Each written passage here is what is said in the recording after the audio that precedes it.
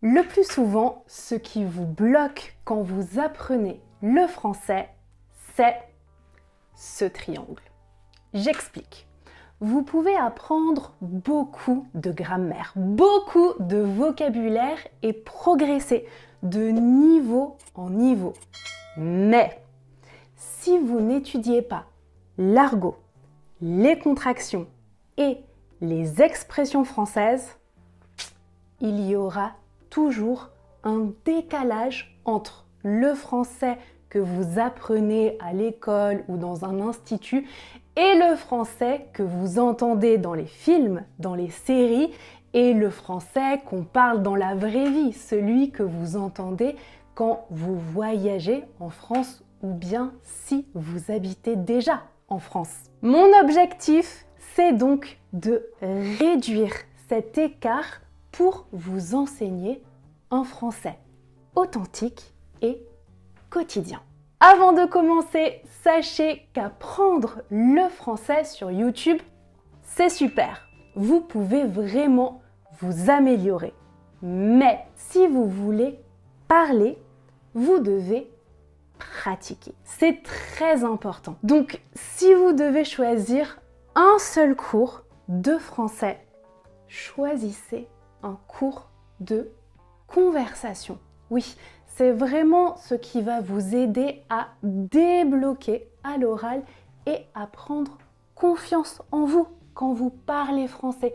Et ça, c'est vraiment important, surtout si vous apprenez le français seul, en autonomie. Ça va vous aider à créer des automatismes et à utiliser concrètement ce que vous savez de manière fluide, sans réfléchir. Et sachez que la nouvelle Académie de français 100% en ligne de Madame à Paname vient d'ouvrir. La plateforme de cours est encore plus simple à utiliser et encore meilleure. Alors, en quoi ça peut vous être utile? Si vous bloquez à l'oral et que vous avez besoin de prendre confiance en vous quand vous parlez français, l'idéal, c'est le cours de conversation. Comme je vous disais, dans l'académie, chaque session dure 4 semaines et on travaille dans de petits groupes de 3 à 6 étudiants pour que vous progressiez vraiment. Il y a aussi des cours de français général, des cours de préparation à l'examen du DELF, du DALF. Il y a aussi des cours de français des affaires et des cours particuliers si vous préférez avoir un professeur qui construit un programme sur mesure rien que pour vous. Toutes les informations sont sur mon site internet, je vous le mets dans la description et si vous ne savez pas exactement quel est votre niveau en français, il y a aussi un test de niveau en ligne qui est gratuit sur mon site et je vous le mets aussi dans la description. Rejoignez-nous pour vraiment progresser en français et cadeau, je vous donne un code promo pour votre première inscription exclusivement pour vous qui regardez cette vidéo.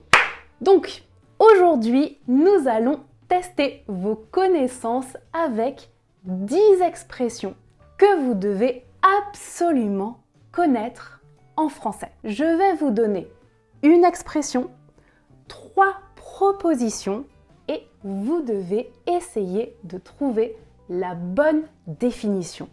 Et comptez vos points sur 10. On y va. Première expression, tomber dans les pommes. Qu'est-ce que ça signifie?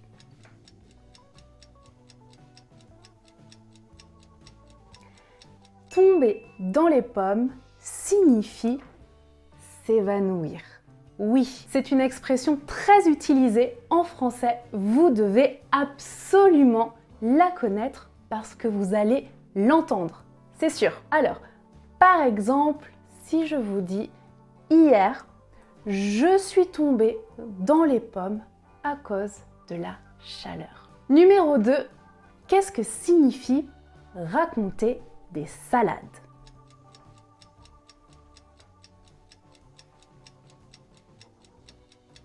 Raconter des salades, ça signifie mentir. Oui, Raconter des salades signifie raconter des histoires qui ne sont pas vraies. Par exemple, ne l'écoute pas. Il raconte toujours des salades. Numéro 3. Être comme un poisson dans l'eau. Est-ce que vous connaissez cette expression? Est-ce que vous savez ce que ça signifie?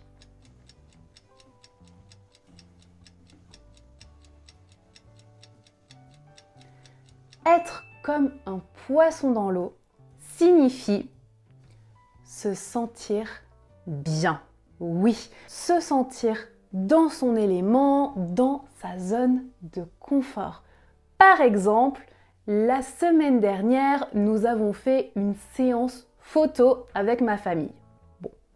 Ma sœur a détesté ça, elle était très mal à l'aise, mais mon frère a adoré.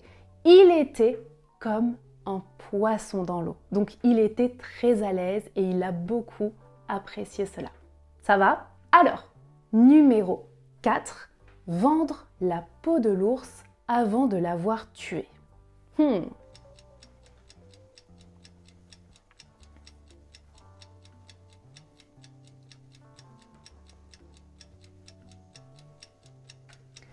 Vendre la peau de l'ours avant de l'avoir tué signifie anticiper un succès avant qu'il ne se réalise vraiment. Par exemple, tu célèbres la réussite de ton examen avant d'avoir eu les résultats. Ne vends pas la peau de l'ours avant de l'avoir tué. On ne sait jamais. Ensuite, numéro 5, se serrer les coudes. Le coude, c'est ça. Donc, que signifie se serrer les coudes?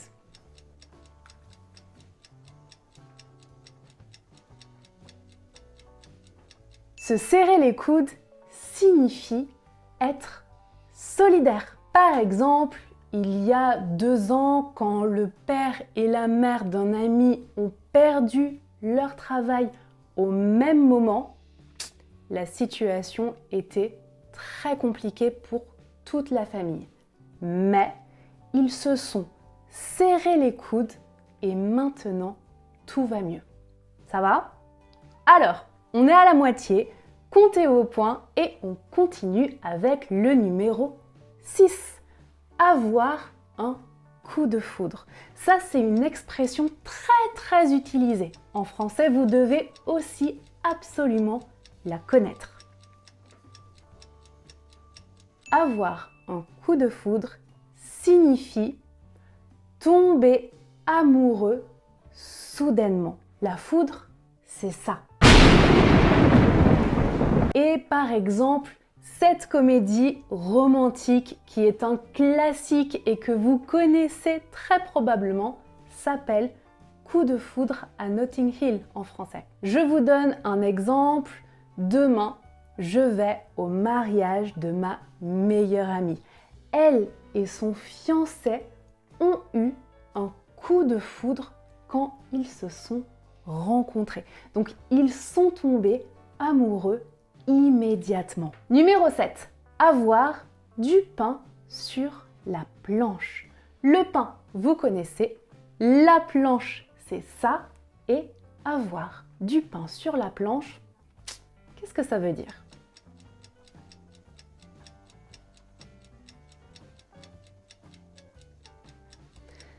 Avoir beaucoup de travail. Oui, pétrir le pain, travailler la pâte du pain, ça demande beaucoup de travail et c'est une expression qu'on utilise beaucoup en français. Par exemple, les étudiants auront du pain sur la planche pour préparer leurs examens finaux. Ou alors, je dois terminer plusieurs projets avant de partir en vacances. Vraiment, j'ai du pain sur la planche, donc j'ai beaucoup de travail. On continue, numéro 8, avoir le cœur sur la main. Qu'est-ce que ça signifie?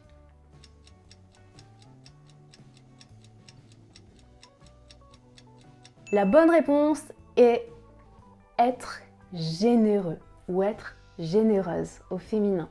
Par exemple, il a toujours le cœur sur la main. Il est prêt à aider ceux qui en ont besoin. Avant-dernier, numéro 9, du balai.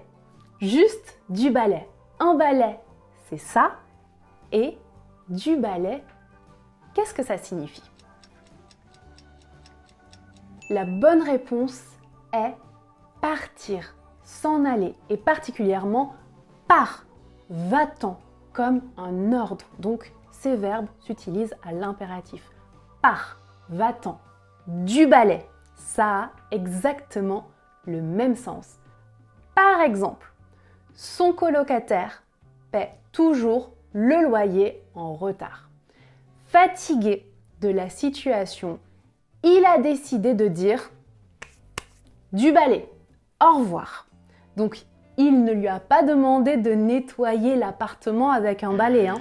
Pas du tout. Il lui a demandé de partir. Dernière expression, numéro 10, avoir un chat dans la gorge. Qu'est-ce que ça signifie?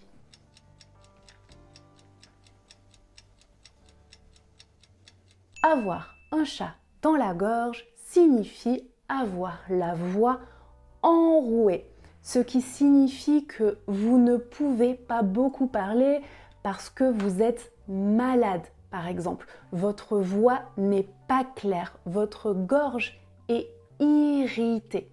Par exemple, si je vous dis « Excusez-moi, je suis un peu malade, j'ai un chat dans la gorge. » Vous voyez? C'est comme si un chat griffait l'intérieur de votre gorge. C'est irrité.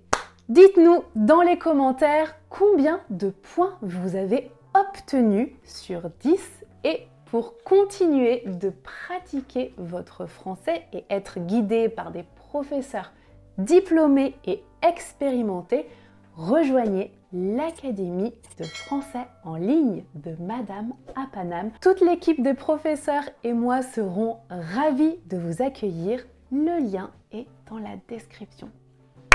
À bientôt!